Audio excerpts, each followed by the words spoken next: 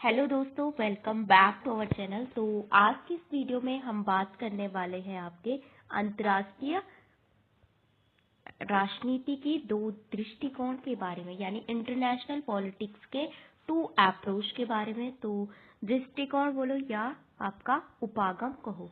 तो सबसे पहले समझ लेते हैं कि दृष्टिकोण का मतलब क्या होता है। तो दृष्टिकोण का मतलब होता है आपका देखने का तरीका या देखने का नजरिया, कि आप किस व्यवस्था को अपने अपने नजरिए से किस तरह से आप देखते हैं। तो सबसे पहले हम समझ लेते हैं कि देखने का नजरिया का मतलब क्या होता है। तो कोई भी सिस्टम है, कोई भी व्यवस्था है दुनिया में, चाहे वो अंतर्राष्ट्रीय राजनीति हो, किसी राज्य को देखना हो, किसी नेशन को हमें देखना हो, और हम किस प्रकार से उसको देखते हैं और अपने अपने तरीके से या अपने अपने पर्सपेक्टिव से, अपने अपने नजरिए से। तो जब किसी चीज को हम अपने अपने नजरिए से देखते हैं तो वहां पे हम अपने अपने अकॉर्डिंग क्या देते हैं, अपने सिद्धांत या अपने अपने विचार देते हैं। तो जो ये हमारे द्वारा दिया गया ये विचार है वो आपका जरूरी नहीं कि 100% सत्य हो, 100% आपका ट्रू हो।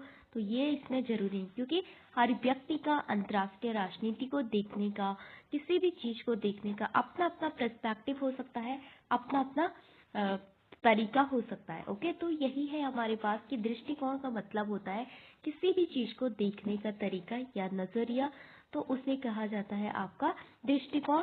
तो यहाँ पे जो इनके द्वारा देखा गया फिर सिद्धांत दिया गया, फिर वो सिद्धांत 100% ट्रू है या नहीं, यहाँ पे बहुत सारी कमियां पाई जाती है, बहुत सारे ड्रॉबैक्स हर दृष्टिकोण में हमें देखने को मिलते हैं। तो सबसे पहले हम शुरू करते हैं ये दो दृष्टिकोण कौन कौन से हैं। तो एक आता है आपके पास आदर्शवादी दृष्टिकोण। सो आदर्शवाद के जो विचारक है, जो थिंकर होते हैं, वो किस तरह से अंतर्राष्ट्रीय व्यवस्था को देखते हैं। तो सबसे पहले उनका मानना होता है कि जो अंतर्राष्ट्रीय व्यवस्था है वो काफी पीसफुल है, काफी अच्छी है, वहाँ पे लोग आपके सहयोग को पसंद करते हैं, और ये इसका सीधा संबंध जोड़ते हैं आपके मनुष्य के स्वभाव से, यानी ह्यूमन का जो नेचर है उससे ये जोड़ते हैं। तब अब उससे ये किस प्रकार से इसको जोड़ते हैं, तो सबसे पहले ये लेते हैं आपका ह्यूमन बीइंग को, यानी जो मनुष्य है वो काफी अच्छा है। अच्छा इन द सेंस कि वो आपका शांति को पसंद करता है, आपका सहयोग को पसंद करता है, और वो हमेशा एक दूसरे के प्रति आपकी सद्भावना बनाए रखता है। तो जब ये सद्भावना बनाए रखता है तो हमेशा प्यार मोहब्बत से रहना पसंद करता है, अच्छे से रहना पसंद करता है, और जब ये हमेशा शांति को समर्थन करता है तो ये कभी नहीं चाहेगा कि उसकी जो शांति है वो आपकी भंग हो जाए, और यहाँ पे कोई युद्ध जैसी सिचुएशन, कोई आतंक जैसी सिचुएशन यहाँ पे क्रिएट हो जाए। तो जो मानव है वो हमेशा शांति को पसंद करता है, वो नैतिक है, वो तार्किक है, वो युद्ध को अवॉइड करता है, यानी युद्ध को नेग्लेक्ट करता है कि युद्ध आपका किसी भी सिचुएशन में नहीं होना चाहिए। तो ये मानता है कि मनुष्य है काफी अच्छे हैं, प्यार मोहब्बत से रहना पसंद करते हैं। तो इस तरह से जो ह्यूमन है आपका वो तार्किक है। तो अपने तर्क के द्वारा वो ऐसा कभी कोई निर्णय नहीं लेगा जिसके कारण से जो युद्ध जैसी सिचुएशन यहाँ पे उत्पन्न हो जाए, युद्ध जैसा माहौल यहाँ पे बना रहे, आतंक यानी अराजकता की स्थिति आपकी पैदा हो जाए। तो वो कभी नहीं चाहेगा कि इसका जो पीसफुल इन्वायरमेंट है वो आपका अनार्की में कन्वर्ट हो जाए। तो ये था आपका आदर्शवादियों का मत। तो आदर्शवादी हमेशा एक आइडियल इंटरनेशनल सिस्टम की स्थापना करने में विश्वास रखते हैं, यानी आदर्श अंतर्राष्ट्रीय व्यवस्था की स्थापना में ये लोग हमेशा विश्वास रखते हैं आपका। और इसमें आते हैं हमारे प्लेटो और महात्मा गांधी और आपका Woodrow Wilson and Norman angles.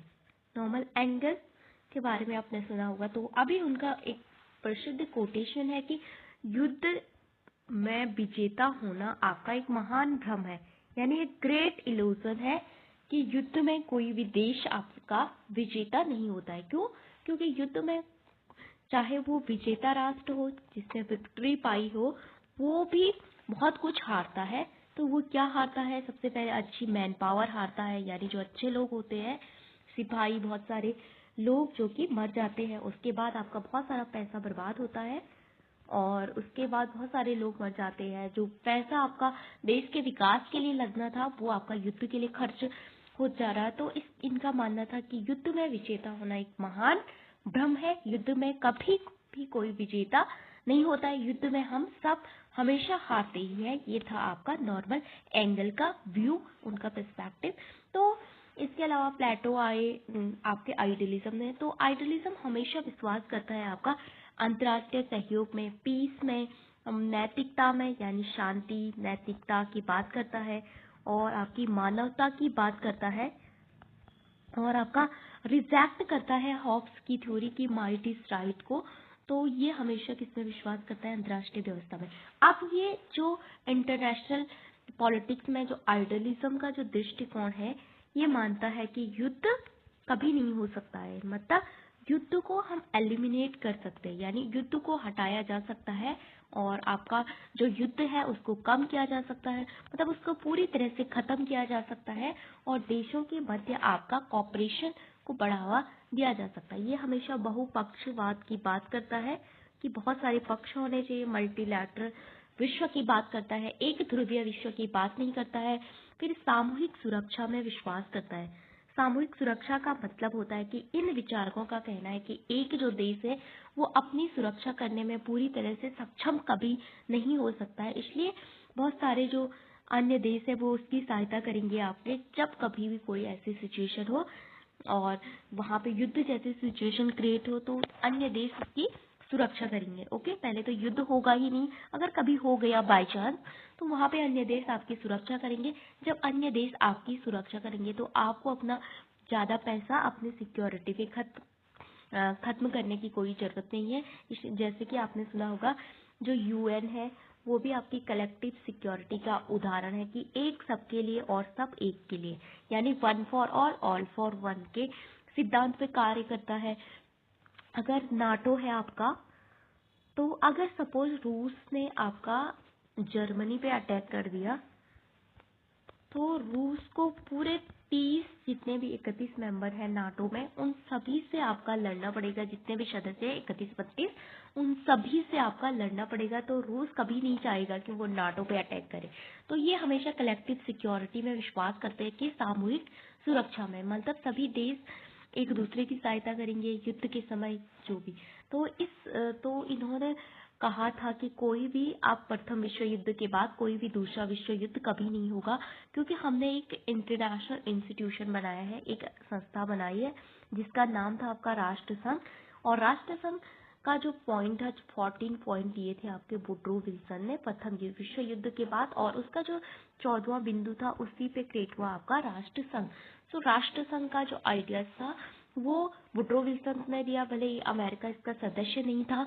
तो उन्होंने कहा कि किसी भी प्रकार का आपका युद्ध नहीं होगा और हम युद्ध को एलिमिनेट करेंगे, युद्ध को पूरी तरह से खत्म किया जा सकता है। सामूहिक सुरक्षा की बात करते हैं और ये कहते हैं कि प्रथम विश्व युद्ध के बाद अब कोई युद्ध नहीं होगा। दुनिया शांति चाहती है, लोग शांति को पसंद करते हैं, लोग अच्छे से रहना पसंद करते हैं।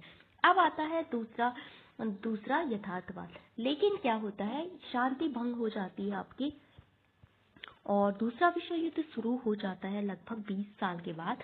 तो जो रियलिज्म के जो थिंकर थे E.H. कार का नाम आता है और E.H. कार ने एक बुक लिखी थी 20 ईयर क्राइसिस। तो उन्होंने उस बुक में आइडियलिज्म के जितने भी विचारक थे उनको काफी आपका क्रिटिसाइज किया था कि आपने बोला था युद्ध नहीं होगा, किसी भी प्रकार का कोई युद्ध नहीं होगा, अच्छे दिन आएंगे। तो ये बोलते हैं कि कहाँ गए आपके अच्छे दिन, तो फिर से युद्ध हो सोच शुरू हो चुका है। और आपने बोला था कि किसी भी टाइप का कोई युद्ध नहीं होगा, देशों को अपने किसी भी प्रकार की सिक्योरिटी नहीं रखनी है, इस तरह से। तो ये बोलते हैं कि आपने झूठ बोला है। अगर आप उस समय सत्य बोलते, अगर आपने ये बोला होता कि एक और दूसरा विश्व युद्ध हो सकता है, संभावना है, युद्ध को पूरी तरह से आप हटा नहीं सकते हैं। तो हर देश अपनी अपनी सुरक्षा के लिए व्यवस्था करते ना, तो हर देश अपनी अपनी सुरक्षा के लिए अपनी सिक्योरिटी का इंतजाम करते। और जैसे कि आपने सुना होगा कि यात्री अपने सामान के जिम्मेदार खुद है, तो आप उसी समय ऐसा बोलते कि हर देश अपनी सुरक्षा का जिम्मेदार खुद है। तो हर देश अपने लिए व्यवस्था करता, अपने लिए धन बचा के रखता और देशों ने तो विकास पे अपना धन खत्म कर दिया है। तो ये पूरी तरह से आइडियलिज्म की जो थ्योरी है उसको वो करते हैं, आलोचना करते हैं। ईएशकार, उसके बाद आपने क्लासिकल थिंकर में सुना होगा मॉर्गेनथाउ, ये सब आपका रियलिज्म से बिलोंग करते हैं। तो रियलिज्म जो है आपका यथार्थवाद, वो हमेशा युद्ध में विश्वास करता है कि अंतर्राष्ट्रीय जो व्यवस्था है वहाँ पे शांति कभी भी नहीं हो सकती है, वहाँ पे हमेशा आपका अराजकता बनी रहेगी, वहाँ पे हम कभी भी शांति की स्थापना नहीं कर सकते हैं। देश जो है आपस में लड़ते हैं और देश आपस में लड़ते रहेंगे, और अंतर्राष्ट्रीय व्यवस्था में हमेशा राष्ट्रहित आपका सर्वोपरि है, राष्ट्रहित से ऊपर आपका कुछ भी नहीं है। पावर की बात करते हैं और हमेशा शक्ति की बात करते हैं, और जिसके पास शक्ति है वही महान है। जैसे आपने देखा होगा वर्तमान समय में डोनाल्ड ट्रंप कि कभी 50% इस तरह से टैक्स लगा के इंडिया के ऊपर, कि यहाँ पे पावर ही सबसे महत्वपूर्ण है। ये दिखाता है कि जिसके पास सत्ता है वही सब कुछ है। ओके, तो अंतर्राष्ट्रीय व्यवस्था में यथार्थवादी दृष्टिकोण क्या कहता है? तो यथार्थवादी दृष्टिकोण कहता है कि मानव क्या है आपका स्वार्थी है, और मानव क्या है आपका लालची है, और मनुष्य आपका झगड़ालू है। और जब ये मनुष्य झगड़ालू है तो इसके द्वारा बनाया गया राज्य भी क्या होगा? झगड़ालू होगा। राज्य राज्य आपस में लड़ेंगे और राज्य राज्यों में आपस में फूट होगी, भूमि के टुकड़े के लिए लड़ेंगे। तो ये इस तरह से इसका उदाहरण देते हैं कि जब मानव किसी भूमि के टुकड़े के लिए भाई भाई आपस में लड़ते हैं, भाई भाई संपत्ति के लिए आपस में लड़ते झगड़ते हैं, तो राज्य भी तो इसी मनुष्य ने बनाया है। मनुष्य के स्वभाव में ही, उसके चरित्र में ही ये निहित है कि वो आपस में झगड़ेंगे, वो झगड़ालू है। तो इसलिए वो राज्य भी एक स्वार्थी है, राज्य आपस में झगड़ेंगे। तो अंतर्राष्ट्रीय व्यवस्था में युद्ध कभी भी खत्म नहीं हो सकता है। सब कुछ खत्म हो सकता है, लेकिन जो युद्ध है वो हमेशा बना रहेगा, और युद्ध को किसी भी तरह से कभी भी हम समाप्त नहीं कर सकते। हमेशा आपका अराजकता बनी रहेगी, हमेशा आपका डिटरेंस के बारे में आपने सुना होगा, निरोध की स्थिति का होगी, हमेशा एक दूसरे को डराएगा। इस तरह से पावर के लिए हमेशा लस्ट फॉर पावर, मतलब ह्यूमन जो है हमेशा सत्ता का भूखा होता है, और हमेशा आपका पावर, अधिक से अधिक पावर क्रिएट करना चाहता है, अधिक से अधिक शक्ति बनाना चाहता है। तो यही यथार्थवाद का मानना था कि ये मानते हैं कि युद्ध को हम खत्म नहीं कर सकते हैं, और मानव स्वभाव में ही निहित है कि युद्ध होगा। ओके, तो इनका जो दृष्टिकोण है काफी अच्छा है। अंतर्राष्ट्रीय व्यवस्था को उनका देखने का अपना नजरिया है, इनका अपना नजरिया है। तो इसके अन्य थिंकर कौन कौन से हैं? जैसे मैकियावेली का आपने व्यू पढ़ा होगा मानव स्वभाव के बारे में। सारी गालियां मनुष्य को देती है कि मनुष्य बहुत स्वार्थी है, लालची है। इस तरह से हॉब्स भी वही मानते हैं कि मानव बहुत लालची है। मॉर्गेनथाउ का आपका विचार कि मानव स्वभाव हमेशा सत्ता के लिए, पावर के लिए, नेशनल इंटरेस्ट के लिए इस तरह से भागता रहता है। तो ये थे आपके दो दृष्टिकोण, एक था आपका आदर्शवाद और दूसरा था हमारा यथार्थवाद, कि दोनों में मेनली क्या अंतर होता है। तो thank you for watching this video.